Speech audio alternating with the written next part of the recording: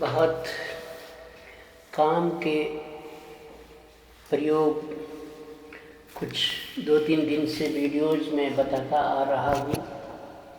उसी सिलसिले में आगे बढ़ते हुए आइए आज कुछ उपाय जीवन की बड़ी समस्याओं के लिए साझा करूँ, बताऊँ। बड़ा त्वरित इसका रिजल्ट मिलता है, धर्म से भी जुड़ा होता है। ये प्रयोग जो बताने जा रहा हूँ ये धर्म का भी एक अंग है और इससे धर्म का पालन भी होता है। साथ ही साथ आपके दैनिक जीवन में आने वाली बड़ी बड़ी समस्याओं से आपको निजात भी शीघ्र मिलता है। तो इसी सिलसिले में आइए,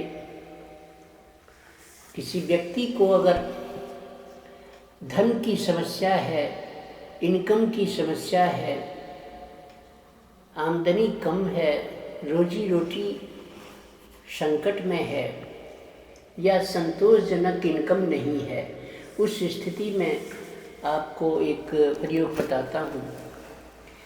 महीने में कम से कम ऐसा एक बार अवश्य करें कि एक नारियल लेकर और उस नारियल पर एक लाल मोली का धागा लपेटकर, जटाओं वाला नारियल हो सकता है, वो उस पर एक मोली का धागा लपेट लीजिए। घर पर ये सारी कार्यवाही घर पे ही कर लीजिए और अपने सिर से इस इंटेंशन के साथ में उसको 7 बार घुमाइए क्लॉकवाइज।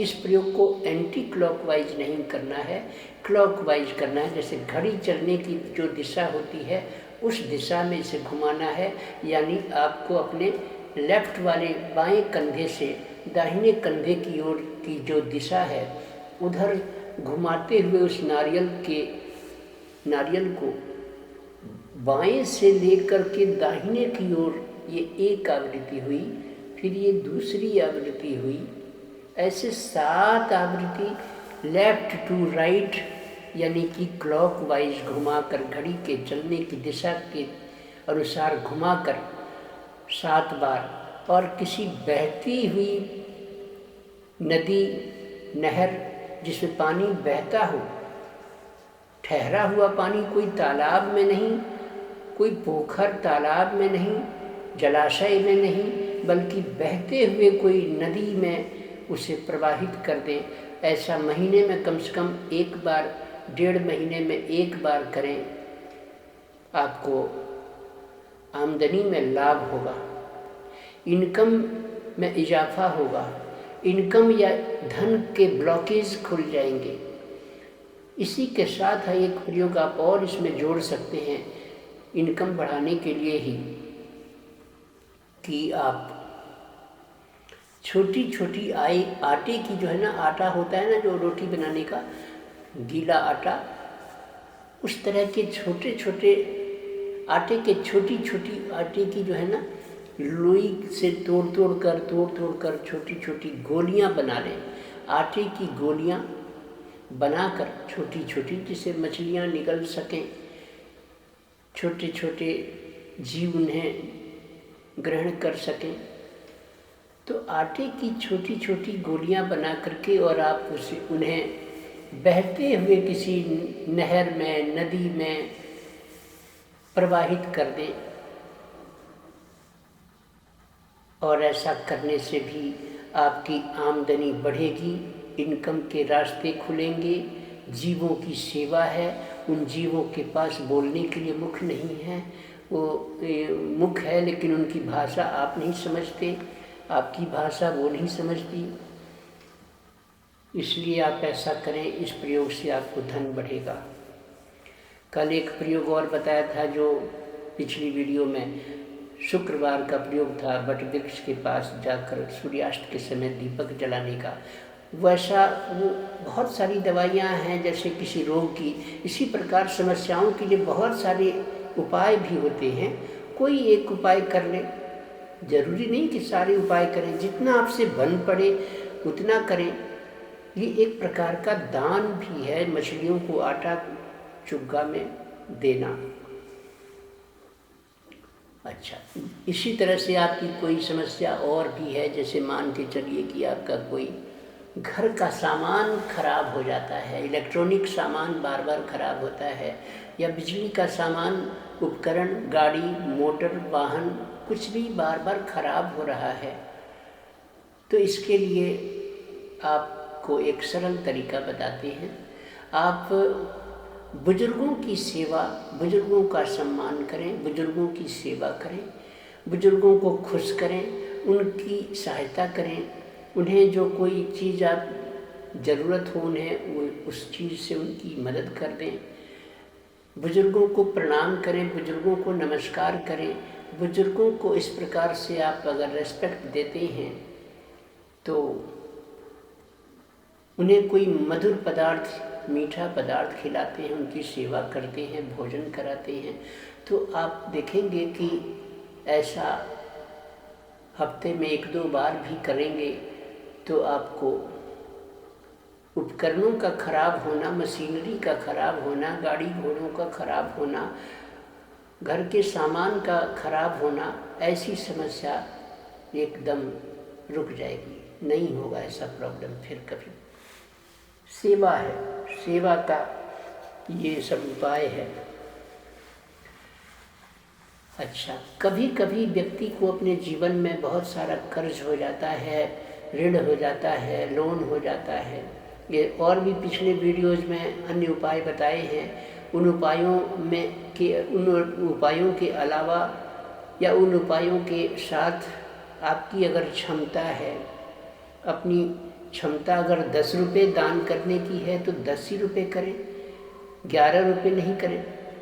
15 रुपये की क्षमता है, 15 रुपये की वस्तु का दान करें, उन्हीं से सेवा करें। 16वां रुपया खर्चा मत करें। जो क्षमता पॉकेट अलाउ नहीं कर रही है उसको करना मूर्खता है, या वो आपके ऊपर भार चढ़ेगा। आप अपनी क्षमताओं के अनुसार, सामर्थ्य के अनुसार दान कर सकते हैं। तो कर्ज अगर है, क्या करें? किसी भी अस्पताल में हो, किसी भी हॉस्पिटल में जा कर के मरीजों को, रोगियों को कुछ वहाँ उन्हें क्या खाने के लिए दिया जाए, फल है, कुछ और चीज़, दूध है, वहाँ पता लगा लीजिए कि वहाँ की जो नर्सिंग स्टाफ है वो भी बता देगा कि इस पेशेंट को हम कुछ, आपके यहाँ के भर्ती 2-4-10 पेशेंट को हम कुछ खाने पीने की चीज़ में बांटना चाहते हैं, किस पेशेंट को क्या चीज़ दें, थोड़ा हमें मदद कर दीजिए, बता दीजिए। अगर किसी पेशेंट को फल दे सकते हैं और कुछ नहीं, तो आप फल ला के उसको नोट करने, कागज़ पे लिस्ट बना लें कि कुछ फल लाना है, किसी को दूध देना है, किसी को जूस पिला सकते हैं तो जूस ले लीजिए। ऐसे 2-3-4 मरीजों के लिए, चाहे आपकी क्षमता अगर एक मरीज की है तो एक रोगी की ही मदद कर दीजिए, उसको कुछ खाने पीने की चीज़ उसको हेल्प कर दीजिए।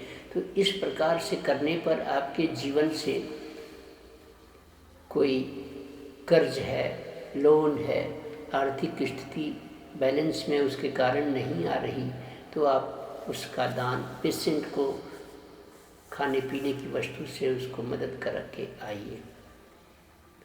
हफ्ते में 1-2 बार ऐसा कर सकते हैं, आपकी क्षमता और सामर्थ्य के अनुसार कर सकते हैं। तो आप देखेंगे कि धीरे धीरे ईश्वर भी देखते हैं कि ये व्यक्ति दूसरों को मदद करने की चेष्टा रखता है अपने सामर्थ्य के अनुसार। तो इसको सामर्थ्य अगर और इसको बढ़ा दिया जाए तो ये और भी लोगों की मदद करेगा, इसमें मदद करने की टेंडेंसी है। तो आपको और धन ईश्वर देंगे, इनकम के सोर्स बढ़ाएंगे, तो उससे आपका कर्ज चुकेगा। जन्म कुंडली का 6ठा हाउस, 6ठा घर रोग, ऋण और शत्रु का है। तो ये रोग, ऋण, शत्रु, रोगियों को जब आप हेल्प करेंगे तो ऋण आपके ऊपर नहीं रहेगा। शत्रुता किसी से है कोई झगड़ा है, विवाद है, मुकदमा है, कोर्ट केस है, पुलिस केस है, उसमें भी आपको राहत मिलेगी पेशेंट्स को मदद करने से। कितना सहज उपाय है। तीसरी चीज़ है, जैसे आपको कहीं ऐसा लगता है कि धन नहीं टिकता, खूब कमाते हैं, पता नहीं कहाँ से पैसा आ रहा है, कहाँ चला जाता है, पैसा टिकता नहीं, खर्चा बहुत हो जाता है, अनावश्यक खर्चे बहुत आते हैं। इस बारे में भी पहले मैंने वीडियो कुछ बना रखे हैं, उन्हें आप सुन सकते हैं। वैसे आज एक और उपाय बताता हूँ। वृद्ध लोग जो होते हैं आपके समाज में, लोकेलिटी में कोई वृद्ध लोग हैं, वृद्ध व्यक्ति हैं, या आपके शहर में कहीं कोई वृद्धाश्रम है, ओल्ड एज पर्सन्स के लिए शेल्टर हाउस है, वहाँ जाकर के सप्ताह में 1-2 बार उन्हें भोजन करा दीजिए, स्वादिष्ट भोजन करा दीजिए, या उनकी ज़रूरत क्या चीज़ की है वो उनसे पूछकर, और आप उनके अपने सामर्थ्य के अनुसार उन वस्तु से जो उनकी रिक्वायरमेंट की चीज़ है वो उन्हें देकर उनकी मदद कर दीजिए। सेवा भाव, ये सेवा है, ये सेवा दान महा उपाय, दान एक बहुत बड़ा उपाय है। फिर आता है मंत्र जाप, समस्या के लिए, ग्रह के लिए, तो इनसे आप लाभ उठा सकते हैं। तो और एक आपको कुछ उपाय बताते हैं, अगले बिंदु पर आइए। जैसे मान लीजिए कि आपको कोई